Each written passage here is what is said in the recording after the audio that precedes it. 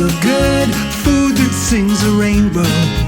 Feels good to feel good, a joy to watch it grow. Glimmers all around us, so get up there and glow. Feels good to feel good, and let it show.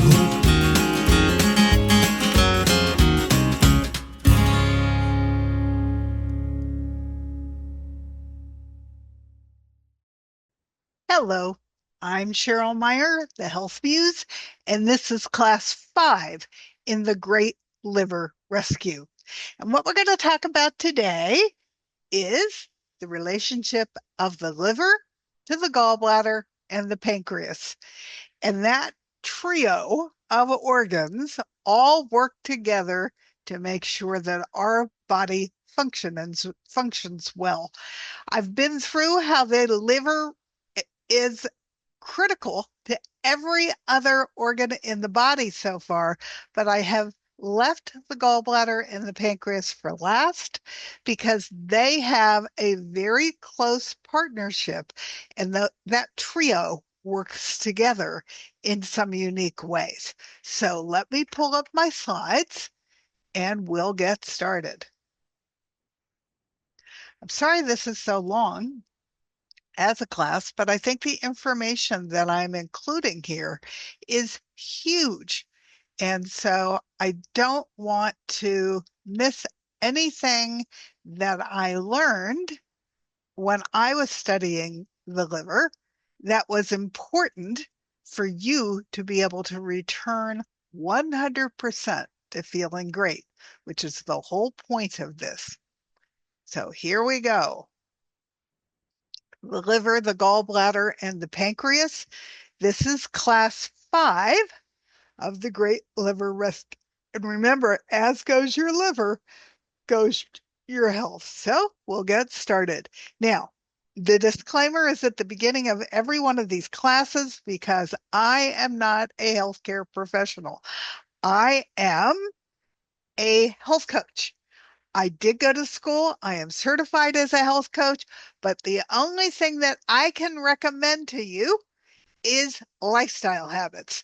Anything beyond that, you need to run past your own doctor and make sure that he agrees with what you're doing. However, you are responsible to own your own health. And I hope you've had that conversation with your doctor. So anything that you learn in these classes that you want to do, I recommend that you dig deep, you find out how they would impact you, and then you have a robust conversation with your healthcare provider, be he an MD or an ND, and make sure that there's nothing that could interact incorrectly between what I'm recommending and whatever your body's going through. Okay? You have the responsibility for your health.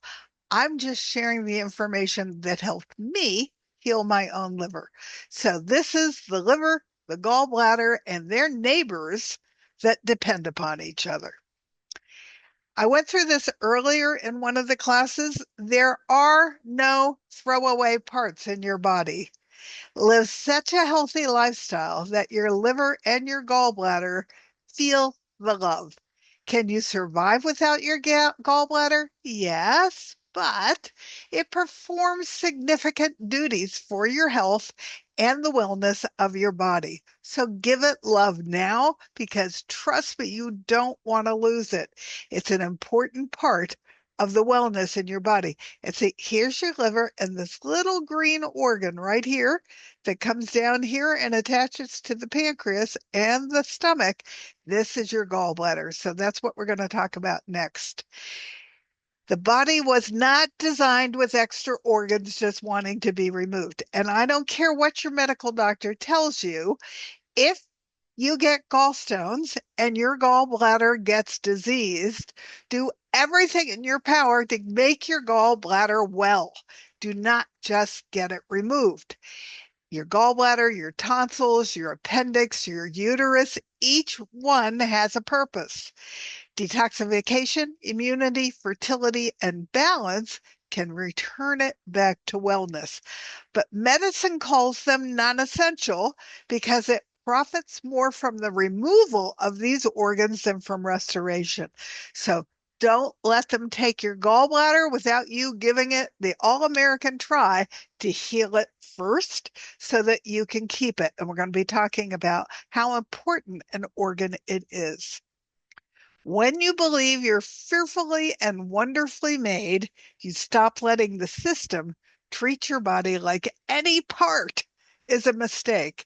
Without the gallbladder, you are more likely to suffer from hormone imbalances, fat-soluble vitamin absorption issues, and even non-alcoholic fatty liver disease. And we don't want to have fatty liver disease, which is why we're going through all the different things that you can do to reverse that.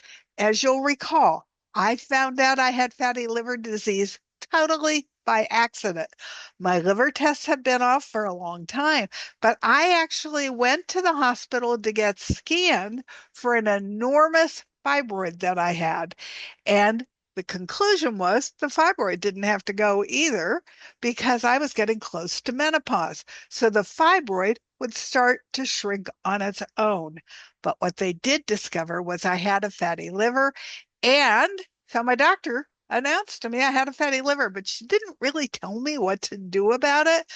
But you know me, I dug in because I wasn't going to accept that. And I wanted to know what I could do to reverse it, which it took me 10 years, but I did. And a lot of this information I'm sharing with you in these classes are things I learned from my intensive research on the whole body, but especially the liver and how it interacts with everything else in the body. The liver and your gallbladder. So here's your liver, here's your gallbladder, and there's your pancreas, okay? See what happens when you obstruct your gallbladder is that bile is a fluid and it can crystallize and form stones just like you can form kidney stones. You can form gallstones from chlorine, taurine, and vitamin C to make that bile more fluidic so that you don't have to form stones. So just because you have stones, just because they're crystallizing and they're crystallizing at a cholesterol, you don't need to have them and you can deal with them with choline, taurine, and vitamin C. Okay, so that's something you can do that you can take that will help you preserve the function and the integrity of your gallbladder and possibly even prevent future surgery. It's such an unsexy thing, the gallbladder. The gallbladder is 3 inches long and about 1.5 inches wide, and you never think about it your whole life until your upper quadrant starts to hurt. Your liver makes bile, which goes into your gallbladder, where it's concentrated to become stronger, like 5 times stronger. Then it sits in storage until you eat something fatty, and then it gets secreted to break down that fatty food. What is bile? This is what bile looks like, by the way.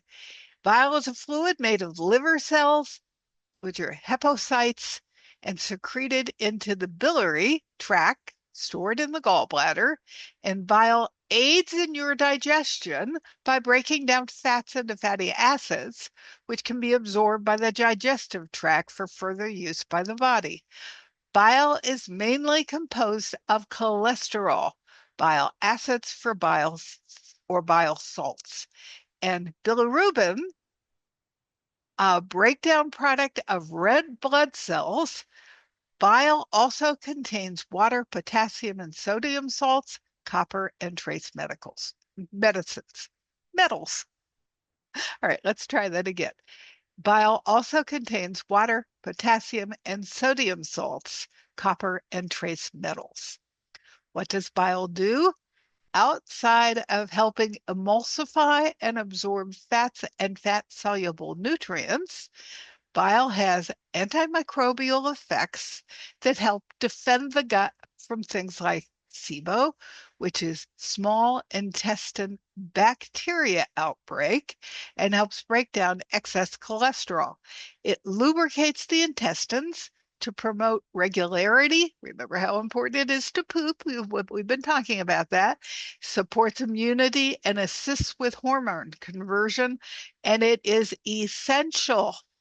See that? Essential in allowing full detoxification and elimination of wastes from the liver out of the body.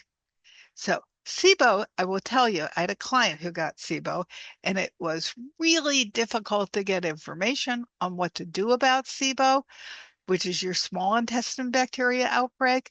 So you don't want to have your gallbladder gone because it's important that the gallbladder helps you break down the excess cholesterol and lubricates the intestines to promote your regularity, which is your pooping, supporting your immunity, and assisting with hormone conversion. 4 functions of bile: fatty acid metabolism, the excretion of waste products. It will kill off bad microbes, and blood sugar metabolism. Improve your blood flow. Bile is a digestive fluid, and it's important for your overall health.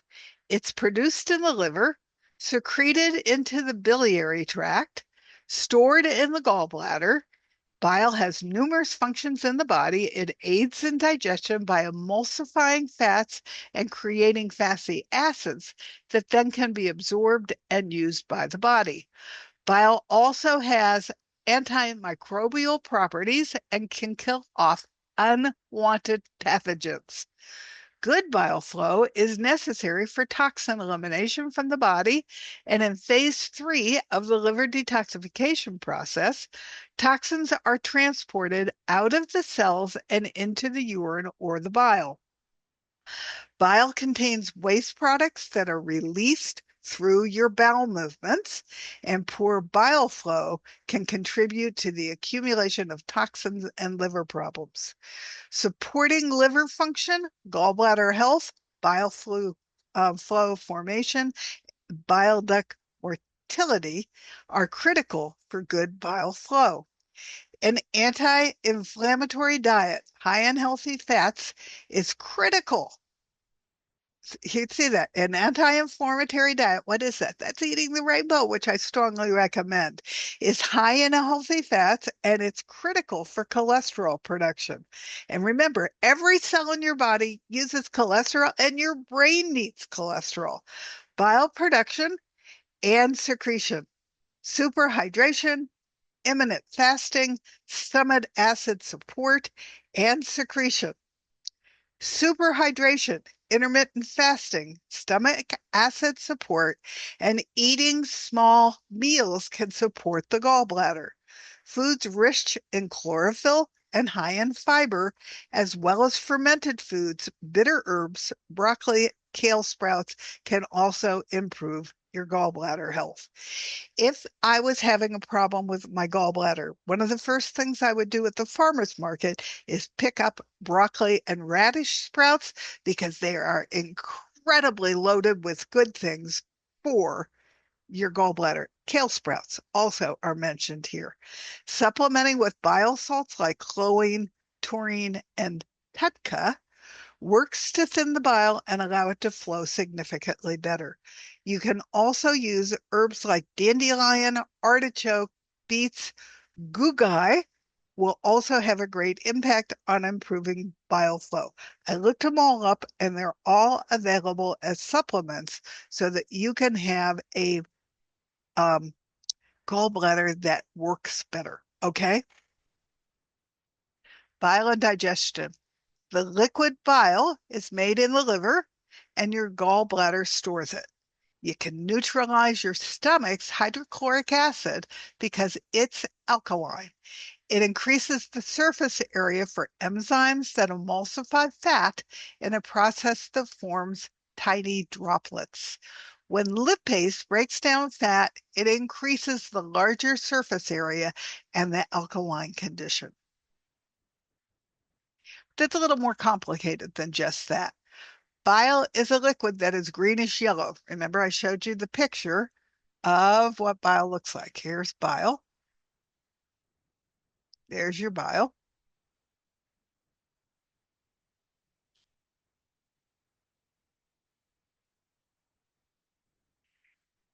It's greenish yellow. It's like soap. It breaks fat down into smaller globules that your fat-destroying enzyme lipase can turn into even tinier molecules. Bile, when combined with bilirubin, helps create waste for you to eliminate, and further, it gives feces that distinct brownish color. In a way, bile is thought to deodorize feces. So if you have a very unpleasant stool odor, it's a sign that you're not making enough bile. Furthermore, if you're constipated, you are also probably not making enough bile. It's a potential sign of liver compromise. If your gallbladder is inflamed or full of stones, it could be due to the fact that it took years of birth control. You're a woman, or you eat a high diet, perhaps you're sedentary. These are the most common risk factors. The pain is in the right or middle right side of under your rib cage. The makeup of bile is largely water, about 95%, and the remaining 5% is made up of bile acids, bilirubin, amino acids, enzymes, steroid hormones, including estrogen, glutathione, cholesterol, and vitamins, especially vitamin D and some of the B vitamins. Porphyrins, insulin, and other items, including toxins such as heavy metals, exobiotics, medications, and drugs, and environmental toxins targeted for excretion. There are also electrolytes, including sodium, potassium, chloride, calcium, magnesium, phosphate, sulfate, and bicarbonate. As you excrete more bile acid, bile flow is stimulated. There's also a circadian rhythm to the synthesis and the circulation of bile acids. In total, there are more than 50 species of bile acids in humans, but the main ones include cholic acid and chenodeoxycholic acid, CDCA, although bile salts and bile acids are frequently used interchangeably. Technically, bile acids become bile salts upon conjugation with glycine or taurine.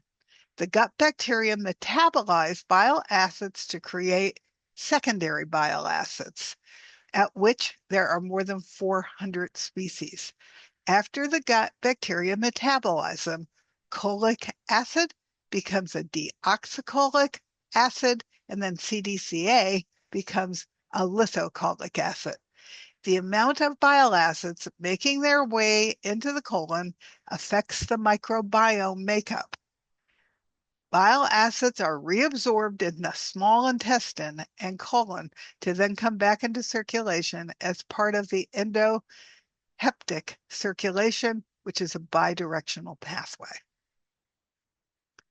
Bile acids, a key component of bile, are the main emulsifiers of fat.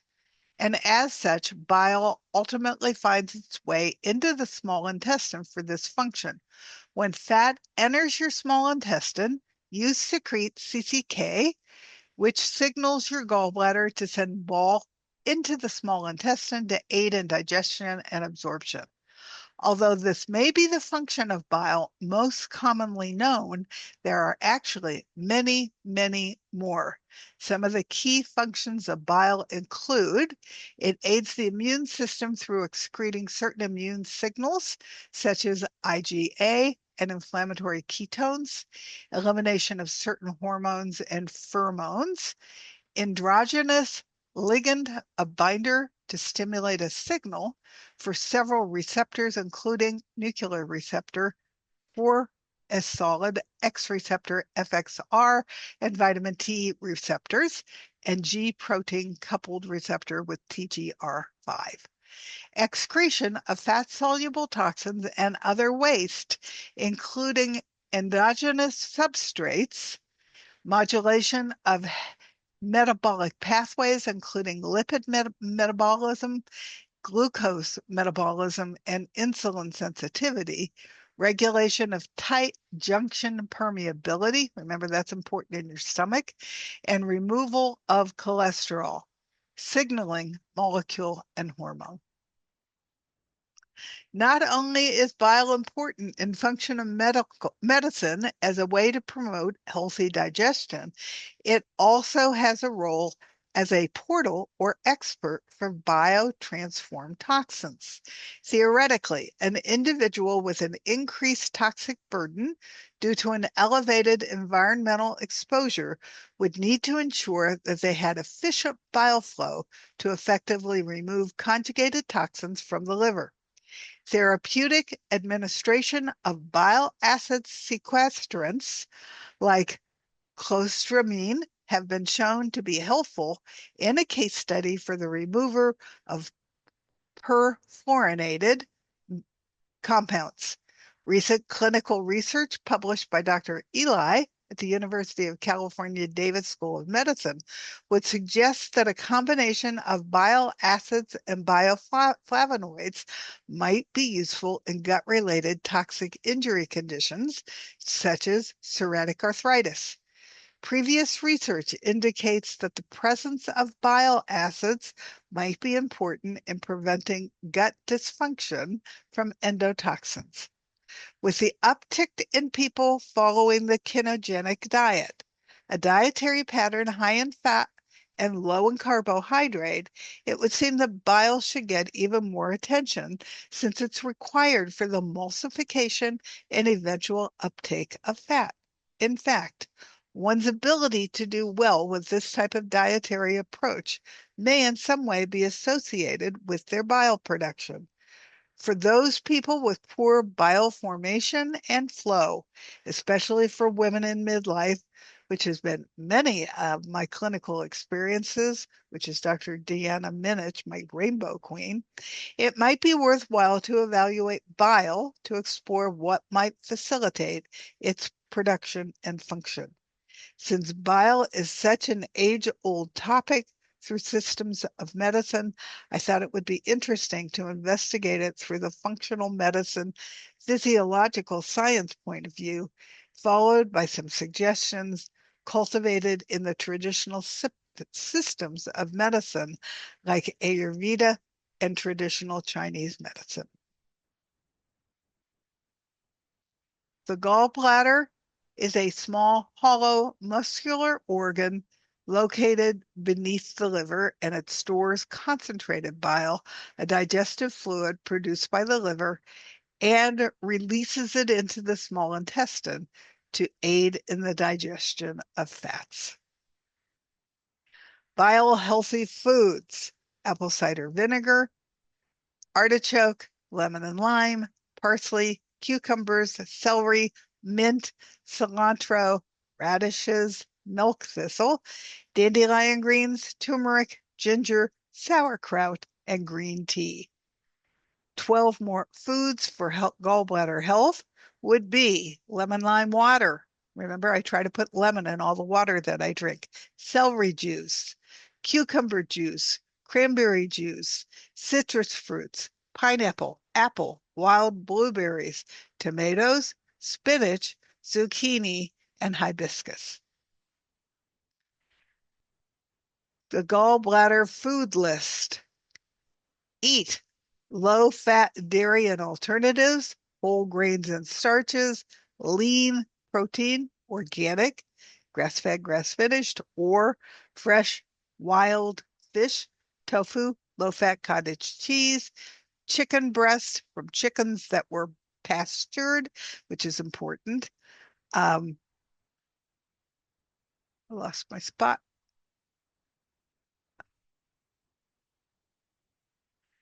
Egg whites, turkey, bacon, shellfish, salted and skinless fish.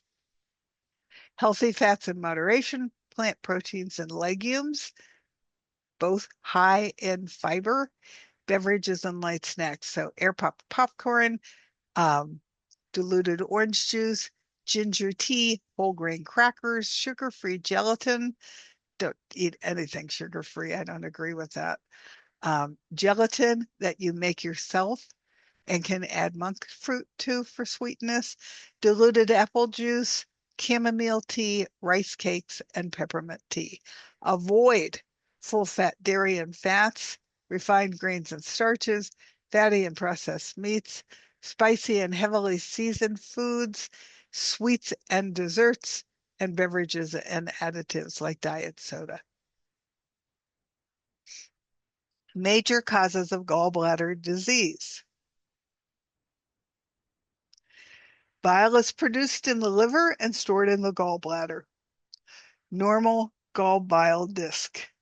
Inflammation and scarring of the bile duct. Now you can see what the difference is in terms of how they both look. Gallstones and biliary, stasis, poor diet and lifestyle, gut infections, hypothyroidism, chronic inflammation. All of those are causes of gallbladder disease.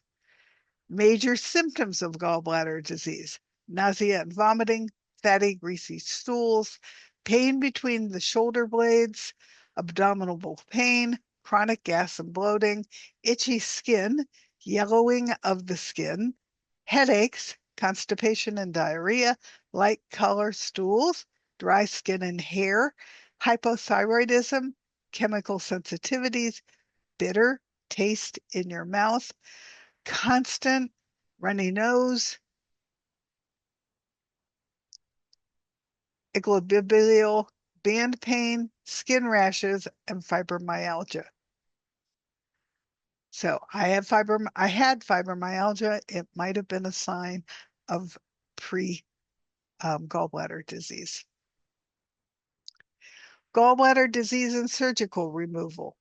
Carefully avoiding all dietary fat will lead the liver to create less bile. This means bile flow through the gallbladder becomes so slow that the bile essentially pools there, leading the cholesterol in the bile to form stones. It's best to avoid engineered low-fat foods such as skim milk or bad fats such as vegetable oil. For bile flow, a variety of foods that retain their full fat component, such as fatty fish, such as salmon and cod, are good for you. Cook with healthy fats, such as olive oil. Bitter foods are great for stimulating bile production. All dark green leafy vegetables, including dandelion greens as well as beetroot. Do you know you can eat the greens on the beet? It's really good for you. You can eat it like salad. Artichokes, pickles help with bile flow. Drinks such as roasted dandelion root tea, lemon tea, celery juice, and coffee all stimulate bile production. Rapid weight loss can increase your risk of developing gallstones. So if you need to lose weight, aim to drop a healthy 1 to 2 pounds a week and no more. Maintaining a healthy weight by eating a balanced whole food diet can help keep your bile moving.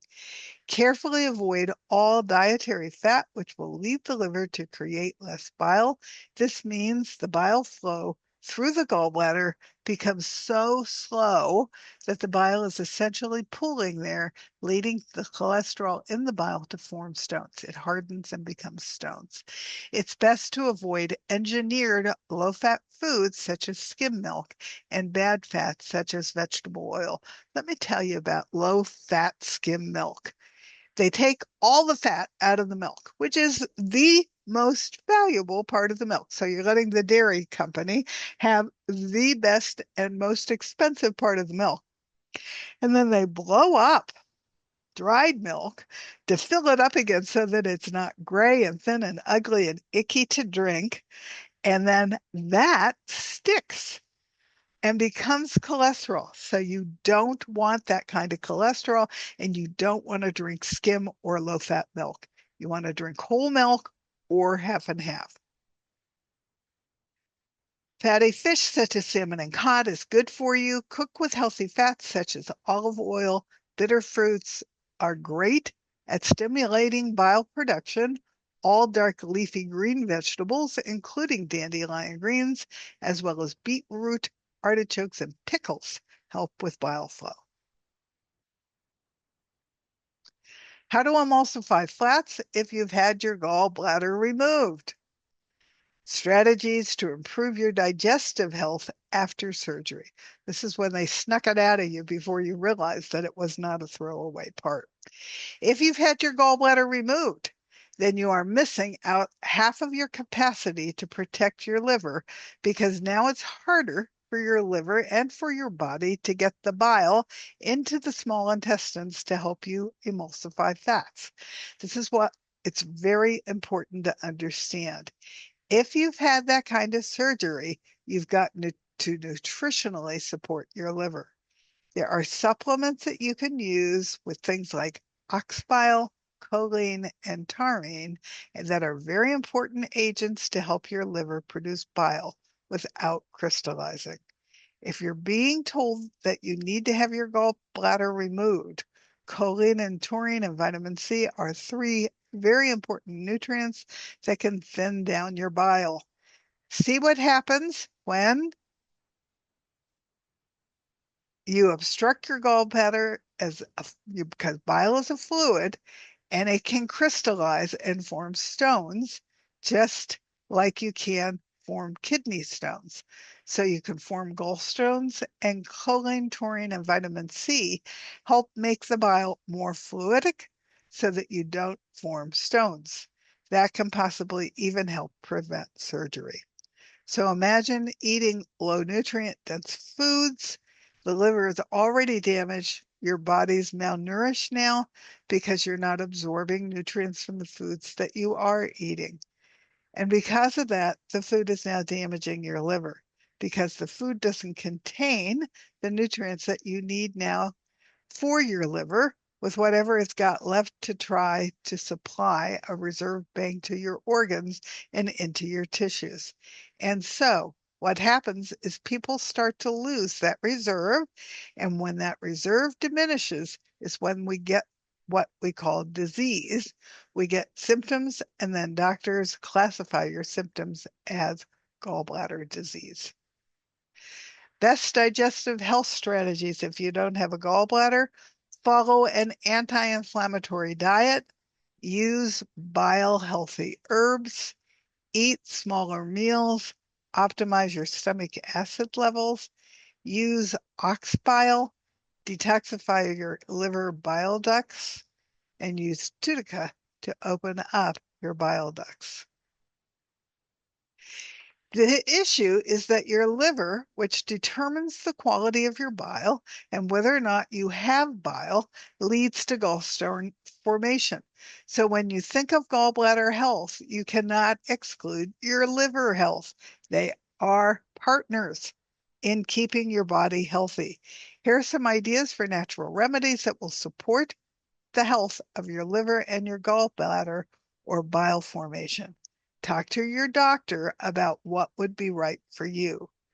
Gallbladder with ox bile and liver by ancestral supplements. This is a grass-fed bovine-derived formula that may help with bile production or reduced bile excretion. If your gallbladder has been removed, this can help. And likewise, if you're worried about stones, then I feel this can also help. I think this brand of organ-derived supplements is top notch, and the one I've mentioned here is gallbladder specific.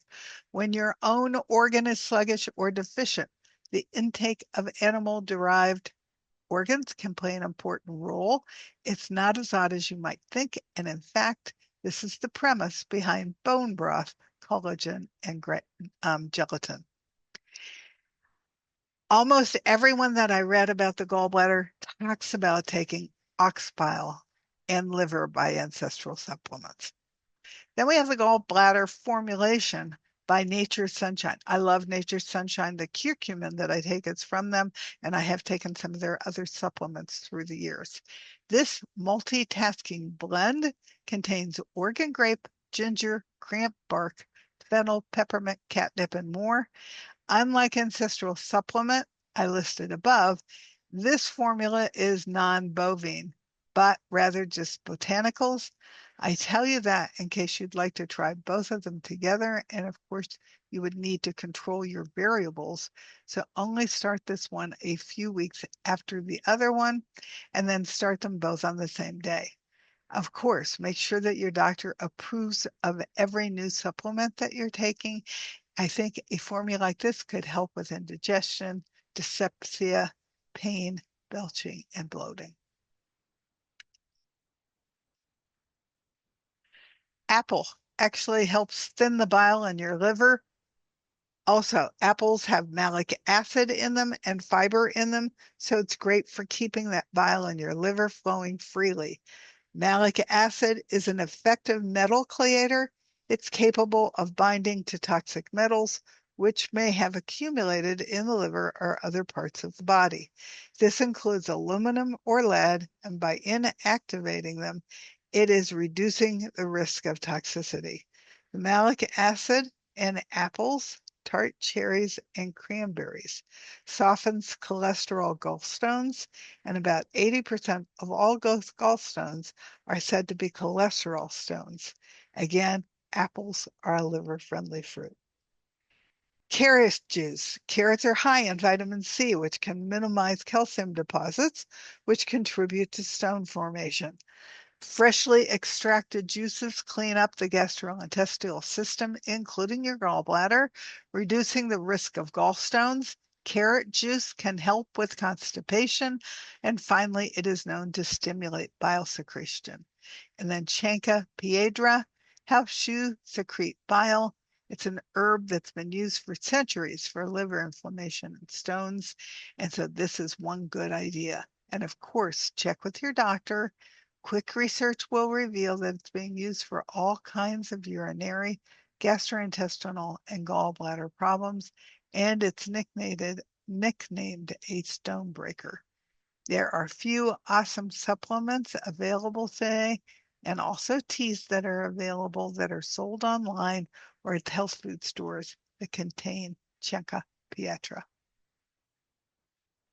The issue that is your liver, which determines the quality of your bile and whether or not the bile leads to gallstone formation.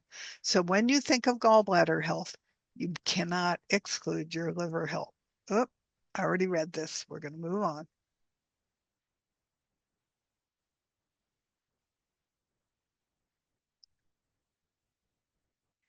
Did you know that dandelion root tea every morning stimulates bile production? It dissolves fat sitting in your liver and gently pushes out the toxins that your body has been storing for years. Dandelion greens are known to reduce stress on the liver and support its ability to produce bile. It helps the liver filter potentially harmful chemicals out of your food, and this herb will help the body safely detoxify pesticides. Dandelion root works primarily through the liver and the gallbladder. It stimulates bile production in the liver and encourages the gallbladder to contract and release stored bile. Research has revealed that dandelion root contains a powerful array of naturally occurring antioxidants, which enhance liver detoxification.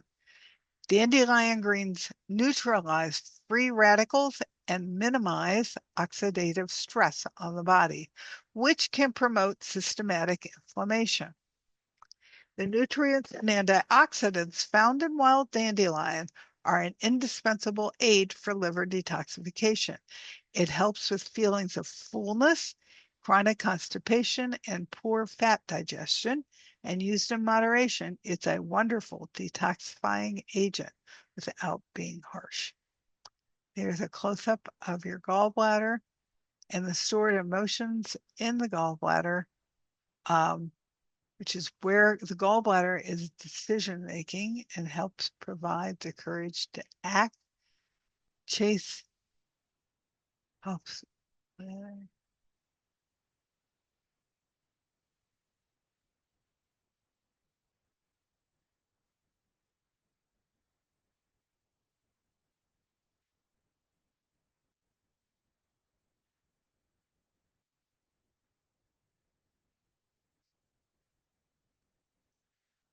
What bile does is to neutralize stomach acid.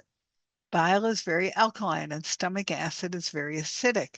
This is because the stomach produces a strong acid called hydrochloric acid, which provides an acidic environment for the enzymes as they move from the stomach to the small intestines, where now these enzymes need alkaline conditions to be processed. The body has to find some way of changing the environment the food is in from acidic to alkaline. This is where the bile comes in. Bile is the substance that's made by the liver and is stored in the gallbladder. When food enters the small intestine, bile is secreted from the gallbladder to counter the acid from the stomach and provide the alkaline condition needed for the enzymes in the small intestine. Bile has a second role, which is to emulsify fats. That's why a liver-friendly diet with bitter greens such as arugula, kale, parsley, and dandelion and other leafy greens are so important that they help release bile. The issue is that your liver, which determines the quality of your bile and whether or not the bile leads to gallstone formation. So when you think of the gallbladder health, do not exclude your liver health. Now we move on to the liver and your pancreas. Functions of the liver and your pancreas. The liver produces bile for storage in the gallbladder. Bile salts emulsify fat for faster digestion. They store vitamins and iron in reserve. They control blood sugar levels, which removes excess amino acids from the blood. The pancreas. Sodium bicarbonate to neutralize stomach acid, secretes digestive enzymes and hormones, glucation and insulin. Secretions from the liver and the pancreas enter in the duodenum through the ducts. The liver and the pancreas are vital accessory organs that work together again in the upper abdomen and collaborate closely to digest food, regulate metabolism, and process nutrients. Because their functions are deeply interconnected, diseases in one organ frequently will impact the other. Core functions. The liver produces bile to break down fats, detoxify the blood, store vitamins, metabolize proteins, fats, and carbohydrates. And the pancreas has two main roles. It acts as an endocrine gland by producing hormones such as insulin, which regulates your blood sugar, and as an endocrine gland by secreting enzymes to aid digestion. Pancreas in Greek means all flesh. It's 6 inches long and less than 2 inches wide. It has a head and a tail. Part of the endocrine system, which secretes hormones, insulin, and glucagon, acts as an endocrine gland, secreting digestive enzymes through ducts. It helps blood sugar regulation and digestive secretions. It secretes 1 to 4 liters of liquid a day. It contains sweet taste receptors and can result in malabsorption, malnutrition, and weight loss. Sometimes I find myself in awe of the functions of each one of our organs.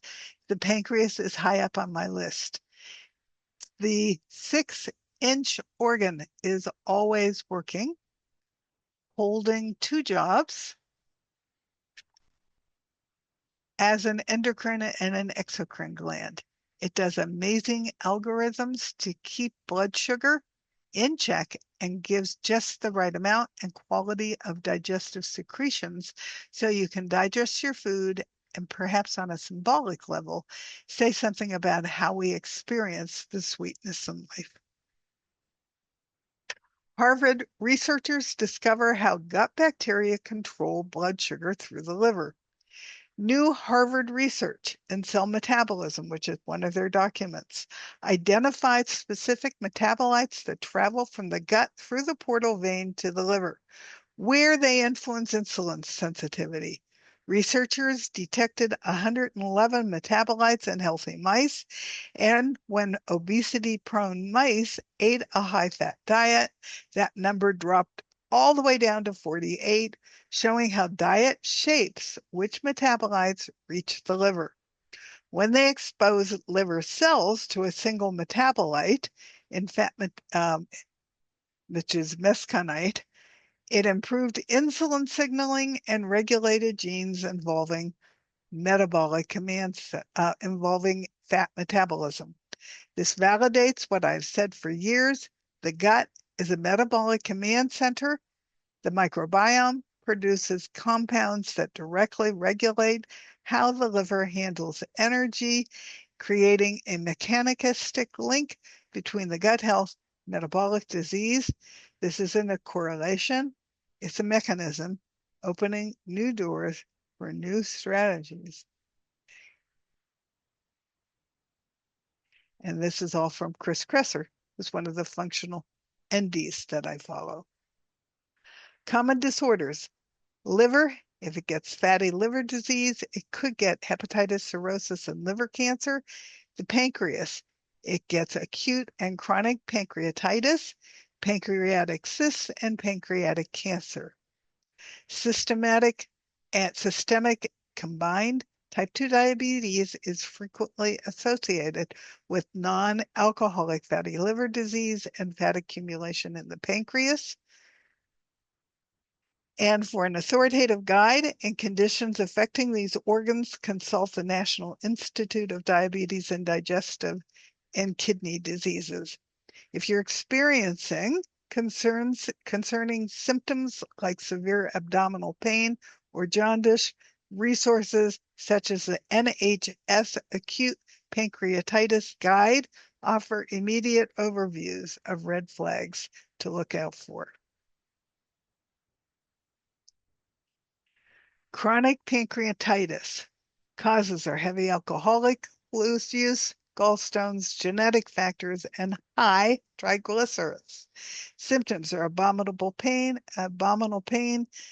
not abominable, abdominal pain, nausea and vomiting, weight loss and diarrhea, and steatorrhea.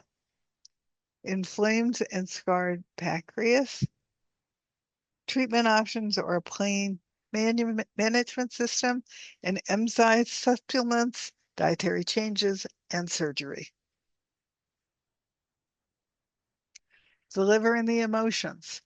Unresolved anger, rage, and frustrations are signs of a toxic liver. So let go of stagnation, anger, and irritability. And the liver in Chinese medicine is also anger. So understand if you have a lot of anger, it's being stored in your liver. Deal with your anger. I like him. I thought he was cute. In traditional Chinese medicine, each of the organs has an emotional component that's considered as important as its physical functions in the body. The emotion held in the liver is anger. In fact, the liver is often referred to as the seat of anger. If you get angry easily and have trouble unwinding and are often irritable, your liver may not be functioning optimally. I did when my blood sugar was all off, when I had diabetes, anger would come and my frustration would come. Experiencing these emotions chronically or excessively causes the liver to be out of balance. Healthy expression of our emotions, honesty, and regularity are a good way to keep your liver healthy. Liver let die. Ha ha ha ha ha ha ha. Laughter is good for your liver. I'm a liver, not a fighter. The humor was brought to you by the Funny Bone. You can do it. I believe in you. And a hearty laugh essentially produces an eternal massage for your organs, including the liver. And as your diaphragm moves up and down during laughter, it stimulates the liver, helping to improve circulation and the efficient discharge of waste. Laughter is good for your liver.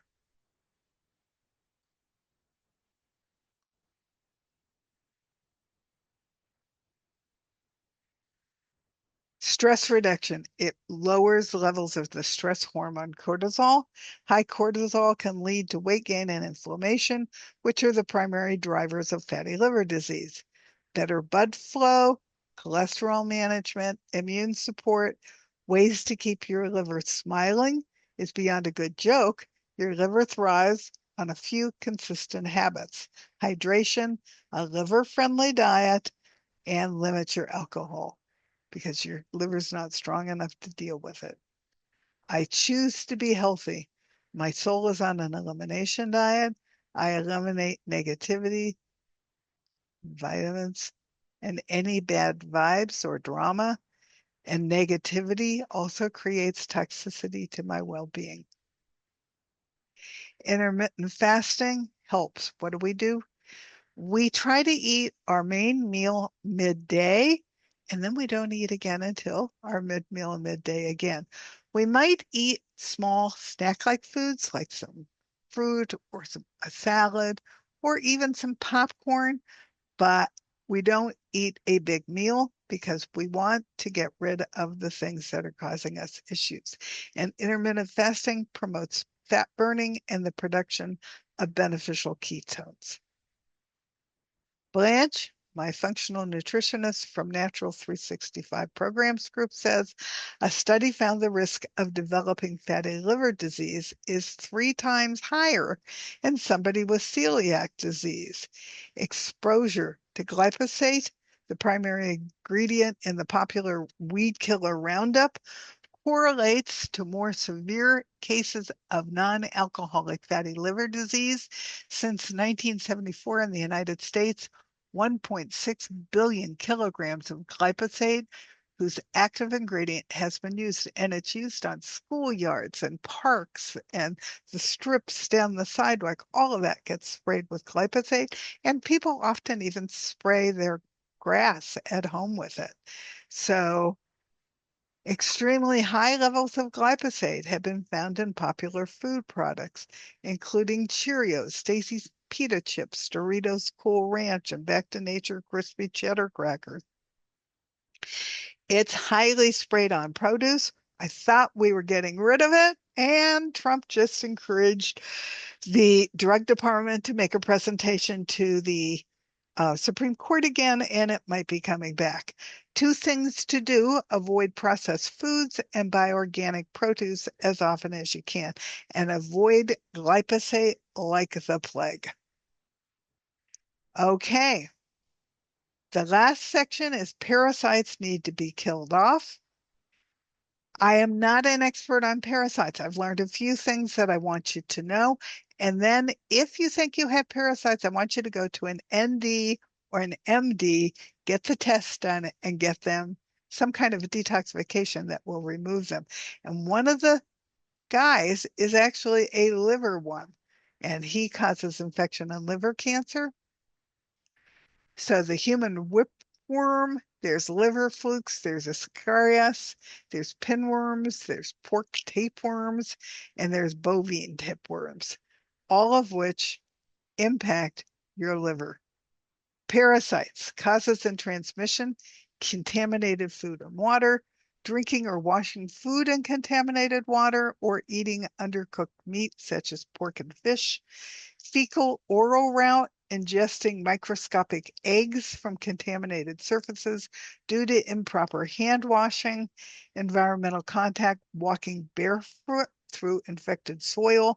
Insect bites: malaria and Chagas disease transmitted by mosquitoes or bugs.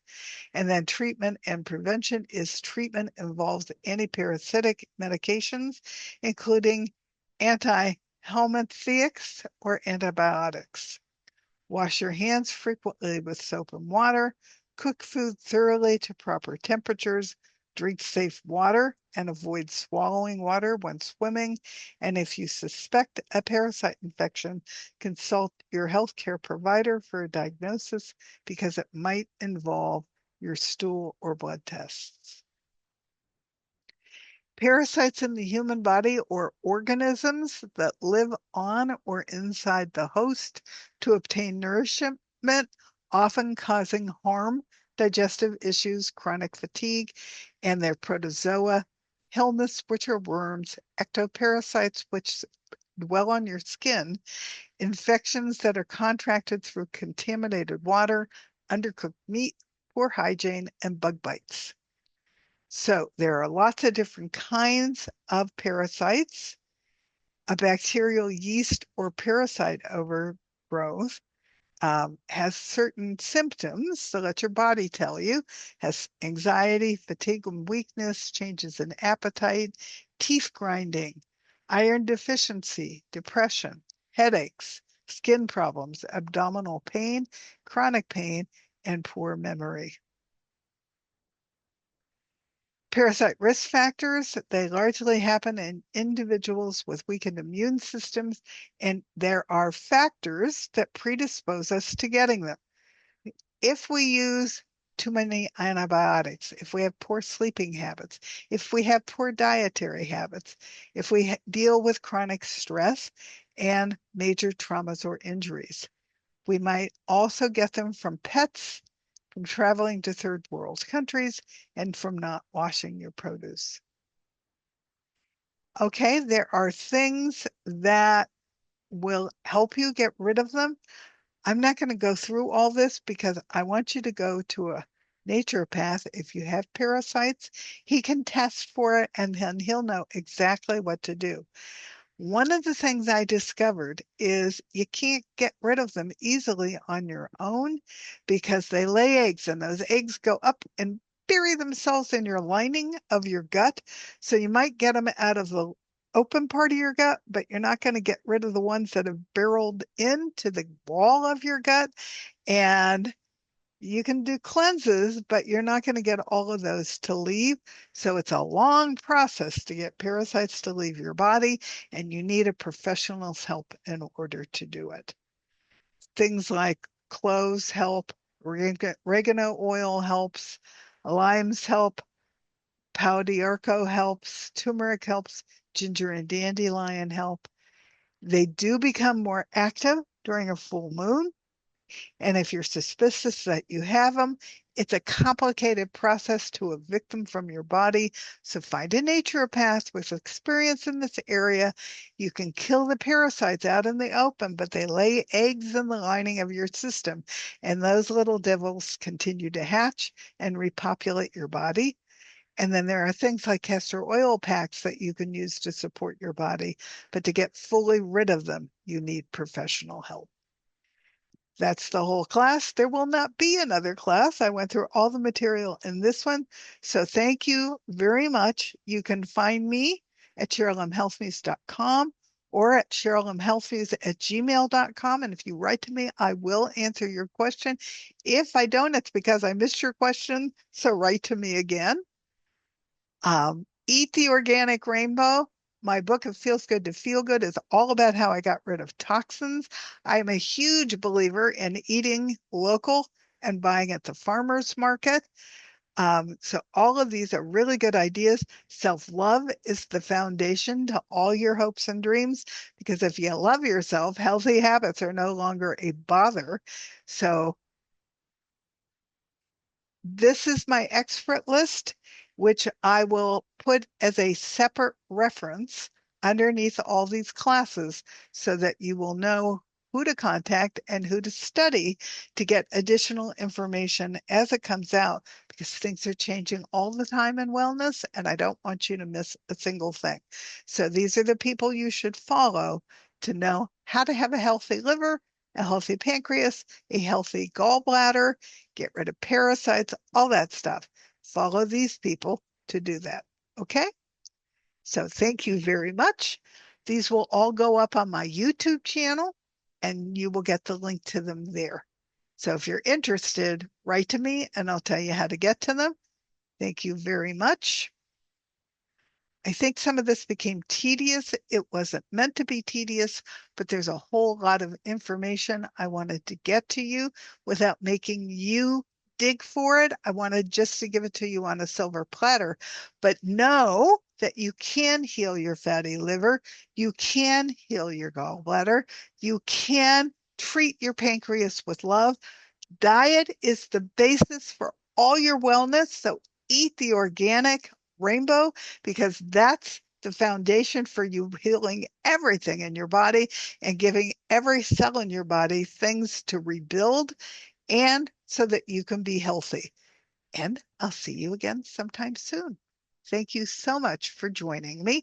Bye-bye.